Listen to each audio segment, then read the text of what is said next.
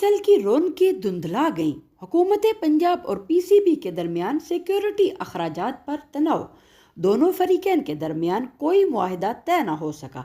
बज़ाहिर ऐसा लगता है कि PSL मैचेस को लाहौर और रावलपिंडी से कराची मुंतकिल कर दिया जाएगा। हुकूमत पंजाब ने सिक्योरिटी फंड्स का मुतालबा 45 करोड़ रुपए से कम करके 25 करोड़ रुपए कर दिया, लेकिन PCB ने यह कहकर इनकार कर दिया कि 2014 में तय पाने वाले मुआहदों के मुताबिक टीमों को तहफ़्फ़ुज़ फराहम करना हुकूमत की जिम्मेदारी है। PCB ने इस हवाले से वज़ीर आज़म शहबाज शरीफ से भी रजू किया, लेकिन फिलवक्त लाहौर PSL के रवां सीज़न में सिर्फ 2 मैचों की मेज़बानी करेगा।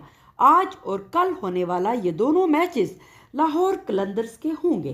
ताहम उन्होंने वाज़ेह किया है कि सूबाई काबीना इस वक्त तक PCB के साथ मज़ीद बातचीत नहीं करेगी जब तक कि बोर्ड मुस्तकबिल में इस्तेमाल के लिए सिक्योरिटी लाइट्स की ख़रीदारी के लिए 25 करोड़ रुपए अदा करने का वादा नहीं करता।